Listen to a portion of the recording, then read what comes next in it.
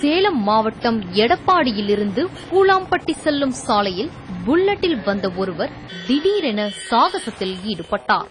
ஓடும் புல்லட் மீது ஏறி நின்று கொண்டும் படுத்துக் கொண்டும் நடனமாடிக்கொண்டும் அவர் நிகழ்த்திய சாகசங்கள் அப்பகுதி மக்களை மெய்சிலிர்க்க வைத்தது.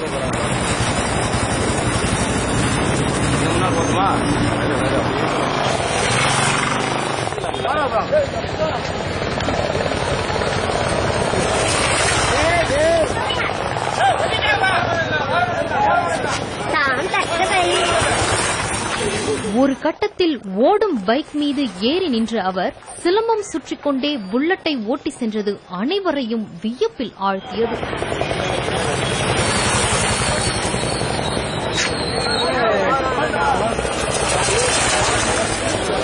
இருசக்கர வாகனத்தில் பல்வேறு சாகசங்களில் ஈடுபட்ட அவர் பெரம்பலூர் மாவட்டத்தை சேர்ந்த புல்லட் சுப்பிரமணி என்றும், லாரி ஓட்டுநரான அவர் பல்வேறு மாவட்டங்களுக்கு சென்று இதுபோன்ற சாகசங்களை செய்து வருவதாகவும் தெரிவித்தார். பைக் சாகசத்தில் உலக சாதனை புரிய வேண்டும் என்பதே தனது லட்சியம் என தெரிவித்துள்ள சுப்பிரமணி சரியான வழிகாட்டுதலும் உதவியும் இல்லாமல் தவித்து வருகிறார்.